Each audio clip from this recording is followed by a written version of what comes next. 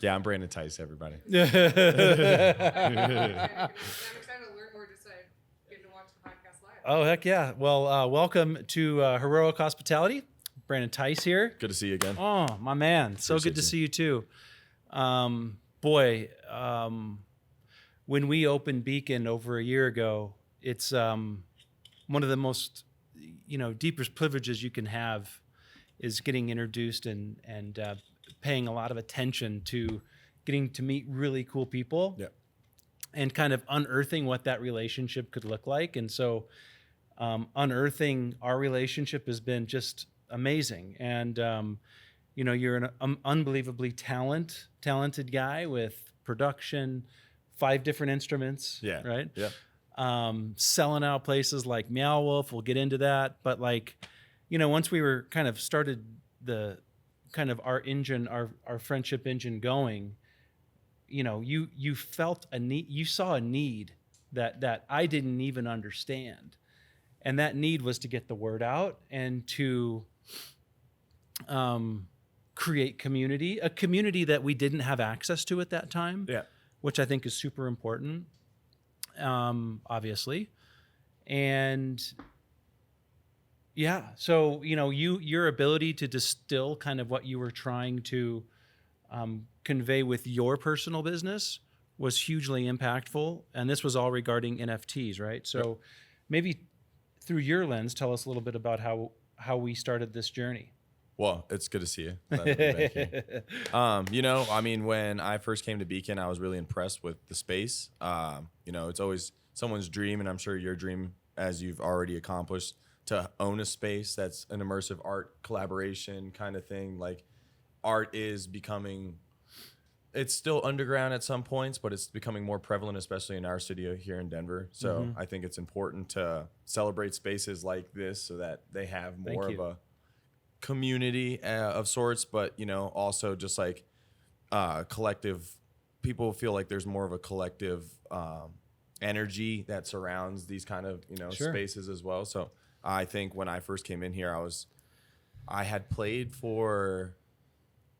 with Boogie Lights.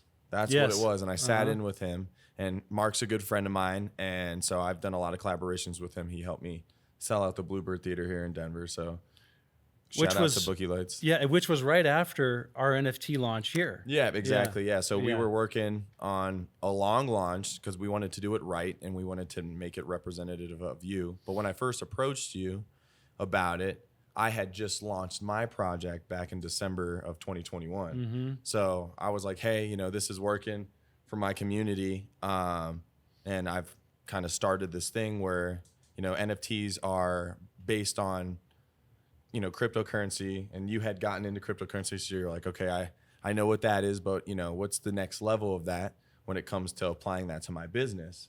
And I was, it's a little hard to understand, and it was hard at first, because you're like, huge learning curve. What is this kid talking about? He's just geeking over something that I sort of kind of understand, because it's still, only 4% of the whole population of the world is invested in crypto. So it's very, very underground still, on the long-term basis of everything. And it's hard to understand. So I think sometimes putting it into layman's terms of saying, hey, we're starting kind of like a membership, or we're starting a collective ownership. Those kind of terminology help people to understand a little bit more of what an NFT represents. And for something like my business, it's where people get free tickets to my shows. They get active benefits through like any membership of sorts would, to get more people involved in your business so that they spread the word. Hey, I'm involved in this. People love being a part of something, and I think to have access to you, really, right? And spaces and connection to you, and people, right, that have a similar interest in what they want to talk about and what they want to be a part of. So here, when I said, hey, this is a perfect way to apply NFTs to a business, people can come here for free and tell their friends and skip the line. And it's not like you're offering an arm and a leg to your community, but you are offering a way for people to get involved by feeling a part of something big, because it is big. It's nice and it's engaging to feel loved and appreciated and like around the community that you try and, you know, surround yourself with at all times. So maybe 100%. you don't know these people that are a part of, you know, your NFT community, but you feel connected more so to them and to the space. Yeah. Because you're in this, you know, group, and then you actually, when you do meet these people, have something to talk about, and then you have something to engage with and be like, oh, you have one too? Oh, and it's just an immediate connection because, you know, we're one step ahead with this space because, you know, we believed in it in this way and we got access to it in this way, and still to this day are reaping the benefits. Yeah. Like for my community, just got paid from my sold out Denver MEOW show. It's 20% of our net profits after expenses and everything. And they made $900, you know, collectively. It's like people are getting, you know. You might have to distill that a bit. What do you mean by that? When I offered my NFTs to my community, it was 150 people that were able to buy an NFT, or there were 150 NFTs available. So people were able to buy multiple of them. And what that did was give them access to a free ticket to my show. So everybody who was an NFT member at my MEOW show had a free ticket to the show. They get free merchandise at the merch booth, free stickers, and they get paid a collective percentage of my shows. Wow. So it's when I needed financing after the pandemic because everything had slowed down, this was a way I was like, all right, here's my rebrand, because I was going by the Orchestrator, which is the orca whale. And it was like spelled ORCA, which was cute and it was sweet, but it didn't, no one could find my music on YouTube. They'd look up the Orchestrator because I was saying it the same way. But at some points, when I'd say it into Spotify, they'd be like the Orchestrator. Oof. And I was like, dang, that's not working. That one's not going to work for me. Rebrand again. So I rebranded as the Orchestrator. I changed the spelling, 2 letters, you know, the H and the E instead of just the A.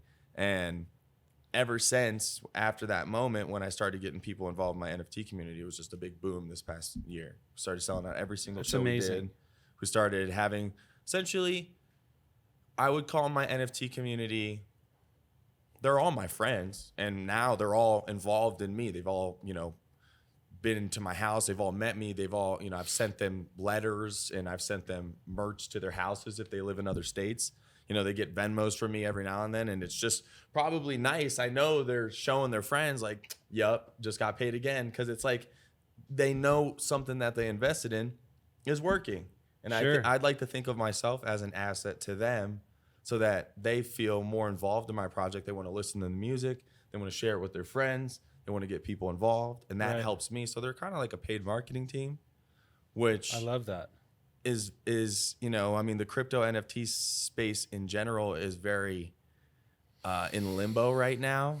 So I'm doing my best to make sure that everybody's involved in legal ways. You know, everyone paid me in cash, and then I was able to transfer their NFTs through the ETH network, which my NFTs are based on Ethereum, which is a cryptocurrency if you don't understand. But just Google that if you don't. I'm sorry. We could put some links in the put a link in the bio, because that one's a hard one to explain. But no, you know, Ethereum is one of the networks that is one of the most secure. I believe in the founder. I believe in the community that Ethereum is, and that's why I decided to base our network on the Ethereum network. And it's still riding strong. I mean, Bitcoin just today hit 30,000. 30K. ETH is almost at that 2K, 3K mark almost. I mean, no matter what people think, we'll start pushing again. If things start to fall out of your daily routine of news and media that you get, and you start to see these things fade out, know that people behind the scenes are still involved in things that are, whether benefiting them in some ways financially, or in the real term of physical, IRL is what we call it, in real life, benefits, like coming to Beacon, being able to skip lines. People are benefiting from the crypto community, whether they think they are or not. Maybe they don't even think or associate their NFT with this place as crypto, but at the end of the day, that's what it is, and everything is still on that baseline. That people are still like, oh, I don't really understand what it is, but of course I want to skip the line, or of course I want to get to the, you know, of course I want to go. Of course I don't want to keep paying, you know, sometimes it's, you get a really big artist, $30, and you're like, of course I want to pay $30. This is a long-term thing. and we all benefited from it. And it's mutually beneficial from creator to community. And I think that's the number one thing. And everything's going to be different. And I have to express that. Every NFT project is going to be different. A lot of people have lost faith in NFTs the same way they've lost faith in Let me crypto. stop you for a second, brother, because I think that the most powerful part of this conversation at this moment is that you have based something, this NFT program, off of your community of people to help build that community. So you're making it beyond what you do to become more popular or to make more money. You're sincerely trying to incorporate more people into your world, into your orbit. And that, for me, when you presented this to me, that infectious energy that was just inevitable when you speak. I mean, clearly you are very passionate about this and passionate about producing, passionate about the saxophone, passionate about all the instruments you play, but you also make it about your collective, your group of friends, your new group of friends, the people that pay money to see you, and the people that haven't seen you yet. And so I think it's just really important whenever your intention is to celebrate others. I really truly believe that you will benefit in some way, shape, or form, which will in turn benefit what you're offering. And so I want to celebrate you for a second and just say that's freaking awesome. I appreciate that. I mean, really, it is well. really, really cool. And it's not because you're trying to do it. It's because you sincerely want to offer value. And so when you presented us with this deal, and it wasn't a deal. When you presented us with opening my mind, basically, because it was just you and I talking, you're like, this is what we can do. This is what we can do. I call it a collaboration. It's a collaboration. Yeah. But, when you were able to tell me and we got really clear on our language, and I know it's language that's in the world, but it's a utility-based NFT. And that utility is you can skip the line, you don't pay a cover, and you're part of the fam, right? And so every NFT that we've sold, and I'm just going to catch you up to speed here. We've done it. It's been a very personal experience because 95% of every NFT, of all the NFTs we sold, they needed to be guided through the process, which is another, what a powerful thing to be able to allow someone to be exposed to something new and different. And that's not going anywhere. Yeah, especially when you don't feel like you're forcing somebody to buy something about hype, and it's more so when you do it based off utility and things that you can actually offer some consumer, they feel more connected to you as the person. They feel more trusting of you when you walk them through certain steps. You're like, this is what it is. It's both a learning experience for you and for them. Yeah. And it opens up you both to just being like, okay, now we're engaged in this kind of collaboration in ourselves. Like, this is still new for everybody. Yeah. So it's like so many people are pumped. I mean, and everyone I'm on text with, everyone knows the front door. Yeah. Everyone understands how the place works. In the summertime, we have a bar outside, summertime we have a bar outside, wintertime we have a bar inside and the other bar. And so, the intimacy of the relationship, especially when you have what a lot of people would consider a nightclub, which it basically is, but we are an immersive art and dance bar. It's just not big enough to be called a nightclub, in my opinion, but that's my own opinion. I feel that. In small towns like Santa Fe, they definitely call this a nightclub. Yeah, I'm sure. Yeah, but one thing I want the listeners and the viewers to understand is that you were in you were in a place of time before COVID. Things obviously fell apart for most everybody in the country, or especially musicians and artists, in ways that people were used to gathering and connecting. And total side note, as you know, I opened the art gallery at the beginning of the pandemic because I wanted to keep artists being artists and keeping people active and engaged with being human. But understanding, like, hey, this is where I was, understanding what needed to happen through your lens and how you came out the other side. 2 years after COVID, you're selling out Bluebird, you're selling out MEOW in 2 different locations in 2 different cities. Like, if you didn't take that opportunity to look at who and what you were and how you wanted to offer something, who knows where you'd be? Right. Would you be here? Definitely, probably not. Honestly. I mean, and how old are you now? 28. I just turned 28, right? Yeah. So this is a mid-20s guy. Yeah. That is really paying attention to who you are at that moment and where you want to be in the next moments. Yeah. And so I just can't celebrate you enough on that deal. And it's super cool to be in your orbit. I think we exchanged NFTs when we were going through this process. And you were talking about how we tell a story and the connection. I think one of the ways I love to look at friendships and the evolution of friendships and business and relationships is like telling a story and having someone understand who you are, and you've done a great job at that. Yeah.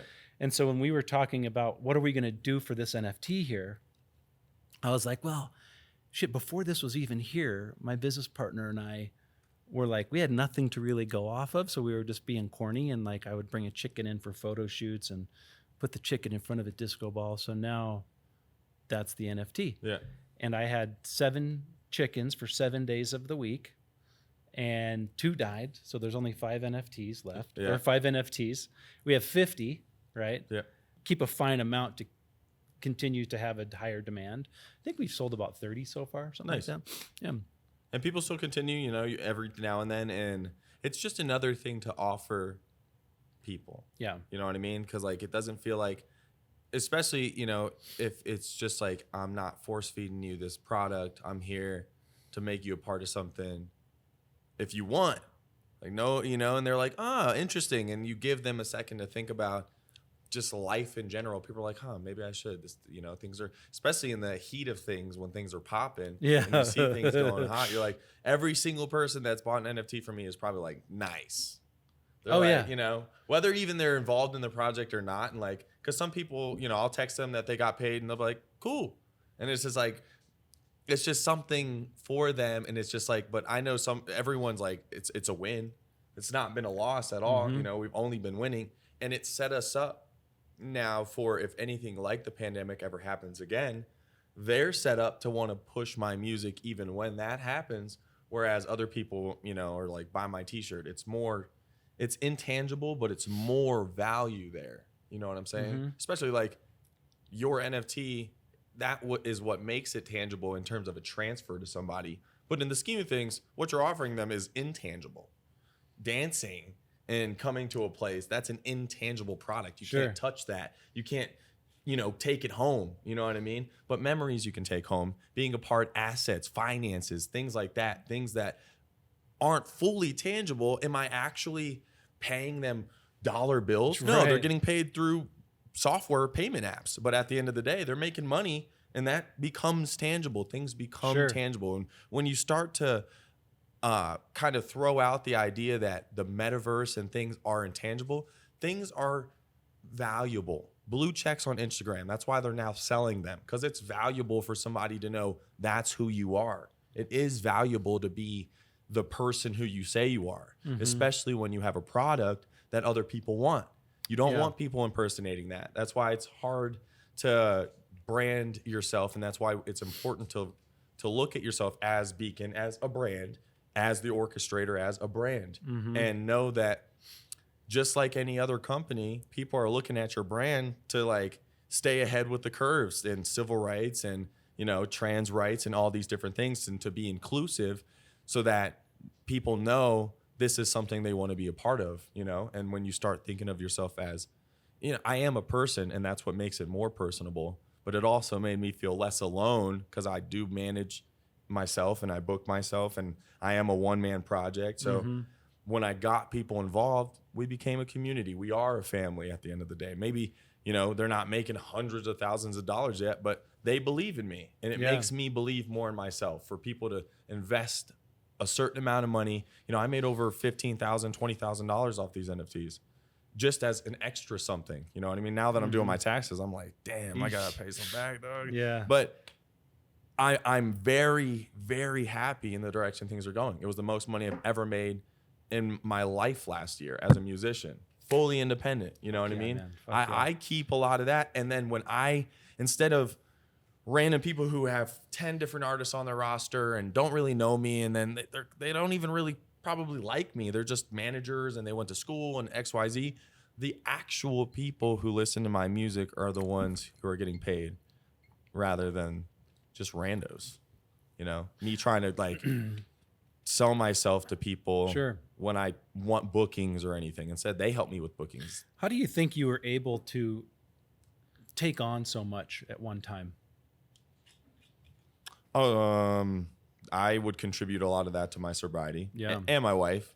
Shout out to my wife. We just got married this past year. Yeah, congrats. But when we were doing I think your wedding was right after it was right in that. Right, that was that. I took a lot on right then. You did. That was a lot because then we had that show on the 28th. My wedding was the week after that. She's your biggest fan and your toughest critic too. Yeah. Oh, she is the toughest critic. Which, this past weekend I learned a lot. I sold out the MEOW in Santa Fe, and I think my set was great. But she, as the one who sees my sets from afar all the time, she was like, "I don't think it was that great. It was great, but it wasn't your full potential." Right. And it like got me in my feels. I was like, "Damn!" I was like, "You're really coming at me right now." I was like, "She's like, I'm just saying." When you only have your saxophone, you need to be offering more. You need to be doing this. Like I just got multi-instrumentalist. And what'd you do? And the next night, put your big boy pants on. I did. Next night out. I went hard, because it was I went from 45-minute set to a 2-hour set, and I was like, I'm gonna make this the best set possible. I'll show her. And then she was like, that was the best set you ever done. Oh my God, top three. I was like, okay. Yeah. And it made me feel good to know I'm impressing my wife. I mean, that's like the only person I'm trying to impress. Right. You know what I mean? Still and yourself. To this day. And myself, but like she is a reflection of me. Like we're a team now. So like when I impress the team, I'm like, all right. There could be no one there. And my wife would be like, that was lit though. And I'd be like, nice. Dude. Awesome. I'd feel accomplished, That's amazing. So I don't feel like I'm worried about what other people say in the crowd. It's more about what she says, because I know she says it with love. Mm-hmm. You know what I mean? True love. And from a place of either getting better or constructive. Exactly. Right. Yeah.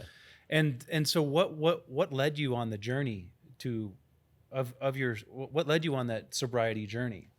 We honestly went from 2019 to 2020, and that's when I started my sobriety in 2020 of January of 2020, excuse me. And we were just doing like a sober January, a dry January, like everybody else during the start of that year. Like some people would do, they're just like, all right, let's quit drinking for a month. And then during that month, I had a bunch of shows, kind of like a place like this before, but they got bought out. You mean because it's small, smaller place? Yeah, and it was like an immersive art bar too. Actually, who's the guy that does face stuff here? Matt, yeah. So Matt worked there too. It was called Neon Baby. Oh yeah. And it was like just like this little hall, super small. Oh, yeah. I mean, it was pretty small, honestly. I don't know how many people. It was next to Lodo's though. Yeah. And they got bought out. I know all those cats. They I worked with them at Yeah Baby. Yeah Baby. Yeah, so I was part of the Yeah Baby crew. That's awesome. Yeah, that's cool. That was a good crew, and I did a lot of shows there, and I was getting booked I was going to headline Summit Music Hall actually, and that's where I first got my relationship started with Live Nation, and everything started to like just be booked, and I was booking like 20 shows in 2020, and I was like, wow, this is the best, most bookings I've ever had. These are gonna be great shows. I'm expecting to make like $30,000, $40,000 off these shows alone, and then everything shut down, kind of like in February. But I kept not drinking because everything was winning. So when February hit, I was like, I don't even like drinking. I was like, let's just not drink in February, see how it goes. And then March 11th is when they were like, no more. And I had a show that day, and I was like, dang. But I was like, still not going to drink though. Don't even care, right? And then, everything dragged on for a while, and I was at home for a bit, and I was like, it was really just like I didn't even like drinking. Like I felt like I was forcing myself to drink before that. So like when I started quitting, anytime I quit, I was like, I don't even like drinking. I like this feeling. Mm-hmm. And then I just kept with it, and I love this feeling. I love not drinking. Well, you're clear and bright, and you can offer a lot more to yourself, your family, and your community of people. Yeah. Is there anything that and I know you had some recent sponsorships, which I'd love to learn more about. I haven't heard about. I haven't heard about it. But but before that, anything else that you do for the sober community outside of brand endorsements or anything like that? I mean, talk about it. Yeah. I mean, I try not to like force people. I don't know. Like when I think of sobriety, sometimes I've actually had this issue with friends. I've lost friends over things like this of wanting to be sober and then feeling like I can't because like, I don't know, like sometimes people will, it's even hard sometimes to talk about in like large crowds too. Cause like, I feel like people are thinking like I'm trying to like be better or something or like a religion almost. Yeah. Or like I'm trying to be a party pooper, right? People are like, we're here to party. And like, if You're like, I'm throwing the party. That's exactly it. That's exactly it. I'm like, I am the party. And that's where I was talking to someone the other night. Like, this is the party. Yeah. And everything other than that is just an enhancement of the party. The party starts with the music. The party starts when we start dancing, not when I'm lit and we're wasted. That's not when the party starts. That's kind of when it starts to end. You know what I mean? Everything else is an enhancement to the party, whether it's weed, whether it's drugs, whether it's alcohol. Everything's an enhancement to your experience at the party, right? But the party starts with the music. And that's where, in my heart, even just this weekend, because everyone's like, you don't want to drink? You don't want to drink? Because they don't know me in New Mexico. So like, they want to buy you a drink. They want to buy me a drink. They're like, that was so great. Let's do shots. And I'm like, I'm so sorry I don't drink, but I'll take a Sprite. And it like, in that moment, they want to share a moment with you, their memory. But then I kind of shut that down. And sometimes to me, it even, I do feel like a party people. I'm like, oh, and they're like, what, do you smoke weed? And I'm like, yeah, I'll hit a joint, but like, so I'd call myself Cali sober. I still smoke Understood. weed, but like, not really. Why not Colorado sober? I don't know. I don't know. It's Colorado's like, there's a lot of things happening very here that alcohol based. It is. Coors is here. That's right. Like, there's a lot of alcohol. A lot of distilleries too. A lot of distilleries. A lot of tons breweries. of breweries. Yeah. Everywhere. Everyone loves a pale ale. Everyone loves to drink Right. But also Colorado now is offering places like Groovy, which is based in Boulder, non-alcoholic options. It's like a non-alcoholic rosé. And I haven't worked with Groovy yet, and I'd love to. Shout out Groovy. But they're a really good company. They're two girls that run that company. Groovy? Yeah, Groovy. And it's like a woman-empowered company that's all sober. I can't remember if they're even still trying to start a sober bar, but at the end of the day, there was another Awake bar that was down here that threw a little festival. Honey Elixir Bar has a great non-alcoholic. A lot of people are doing it. You know what I mean? Even Meow Wolf in... You gotta be pretty committed to it, though. Meow Wolf in Vegas, they have a orange, like, creamsicle drink that's sober, and my whole family got it when we were in Vegas. No, it's a little drink. It's at their little bar in the back. They have like a... In the back of Meow Wolf in the Omega Mart, there's like just like a bar for the parents to get away from the kids. So it's kind of cool, honestly. That's cool. But I think a lot more companies are opening up to the aspect, even the company I just... what's the company you're repping now? Psychedelic Water. Okay. It's a company based, honestly, I don't know where they're based. I'm not even going to lie. But it's a company I got in contact with. You'll know after today. Yeah, I'll probably be like, listen, bud, we told you twice. But it's a company that I got in contact with through some women in Missouri.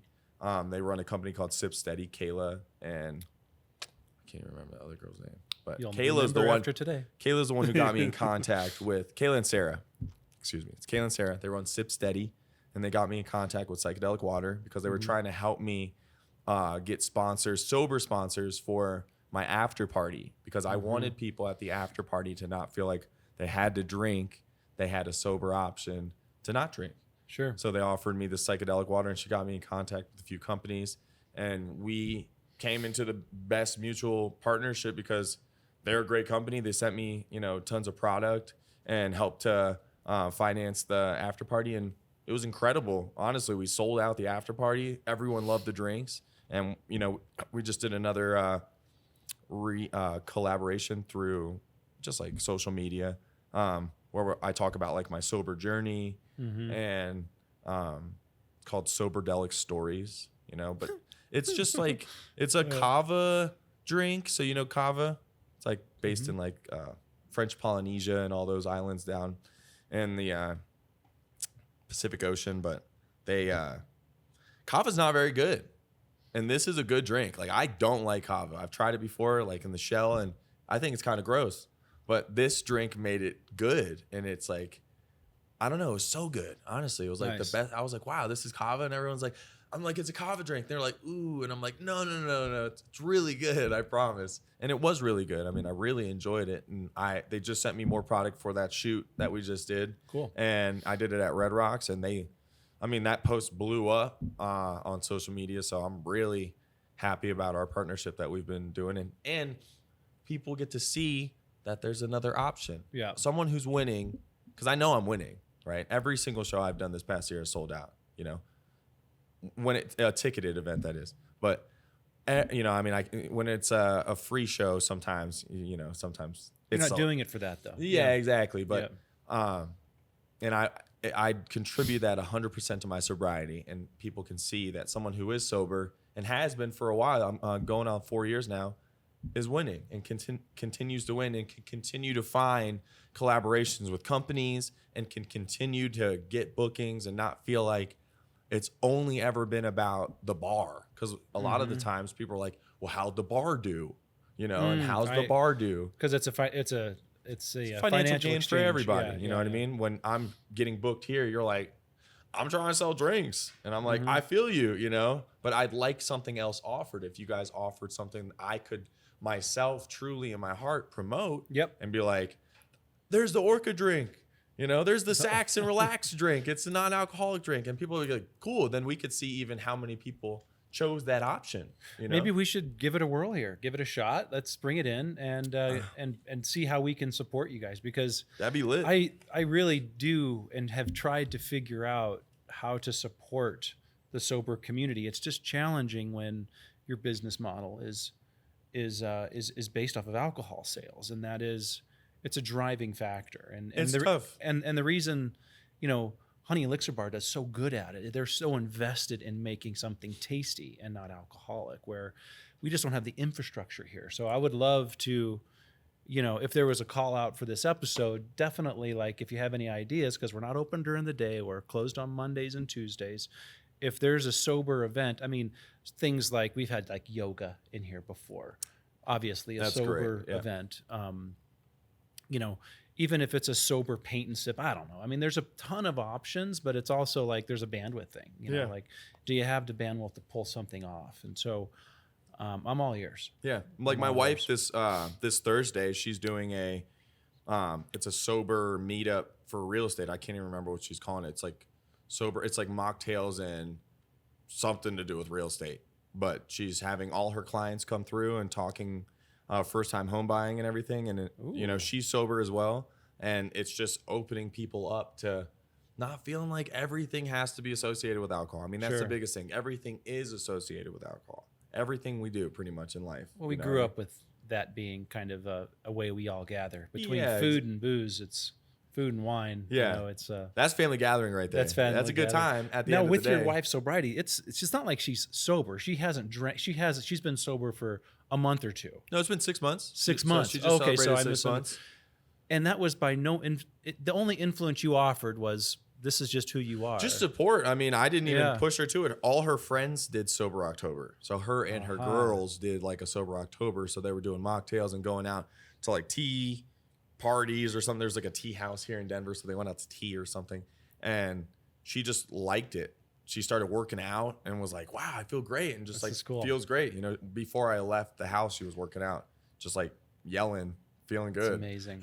That's her thing. She'll just yell all the time. Well, bro, it's been awesome catching up, man. Honestly, it's been awesome catching up. I'm really glad we got on your lifestyle choice towards the end there. Yeah. Is there anything else that we can,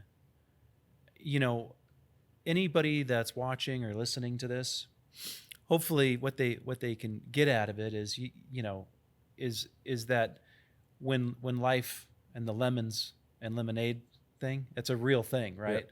When life hands you lemons, it's only a certain amount of people that are wanting and willing to make tasty lemonade, and you've made some amazing lemonade along the way since the beginning of COVID, and have proven that in not only your lifestyle but your business. So hopefully people took away some killer nuggets out of that. And the sobriety thing. I mean, I aspire to do a month or two a year. It's always challenging, just considering my profession. Yeah. But it's an aspiration that I've been doing a lot better at. And is there anything regarding the NFTs that you think we might have missed? That maybe. So I did have a question from one of our resident DJs, the Duchess, which you really answered already, but she wants to be a producer. She's on that journey. She has a collective of female DJs, which is great. Go girls in the DJ scene, right? It's amazing, and so they're a big part of our family here, right? And getting that word out there. I mean, you did such a good job. Maybe you can just high level anything in the spirit of that you can just share with us? Yeah, for one, I'm always a resource to talk to creators about NFTs if anyone ever wants to reach out, because it's not something that you can just like soundbite it, right? Mm-hmm.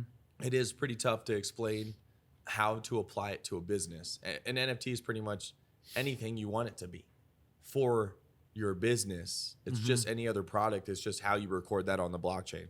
That's pretty much it. But to apply that to your collective or anyone, like, I would say anyone's able to reach out to me if they want, and our musician NFT community on Instagram or Facebook or on Discord or anything as well.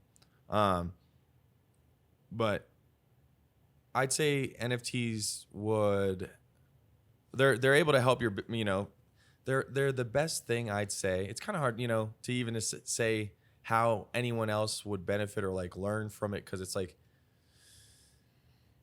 we had to explain and have a collaboration in multiple talks about what we wanted to offer. 100%. You know what I mean? So it's like a lot of education, a lot of listening, a lot of answering and giving feedback and questions. And I mean, it was a coaching, counseling. It was like 2 months before we even decided, all right, this is what we're going to do. Yeah. You know what I mean? And the agreement we had through the exchange of NFTs and how we were going to launch it and the shows and this and, it's a lot of strategy going into how you're going to sell a product. So it's a product and people need to think of it as a product they're offering and how to maintain that product long term.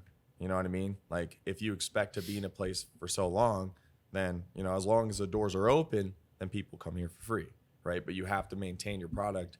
And a lot of people are, going to wonder how I can offer this in my business and then not be able to fully offer that long term, And I do believe as my project as long term. So I'd only say to somebody, if they're really, truly trying to get into it, think of it as a long term project, because people are then going to start being invested in you and expect something. Sure. So you want to be able to deliver on what they expect, whether that is finances, whether that is access, whatever it is, so. It's amazing. It's amazing. And I think that one thing that's going to happen in the near future is people are going to be using NFTs and they're not even going to understand that that's an NFT that they're using. That's exactly it. Yeah.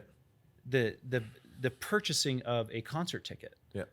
I've read a little bit about like this purchasing of a concert ticket could be one of the first ways that, nationally that we incorporate the NFT, because it's a non-fungible token. So you can't rip me off, really. Right. Is that right? It's kind all of the non-fungible token just means it doesn't hold its value like 1-to-1, like $1.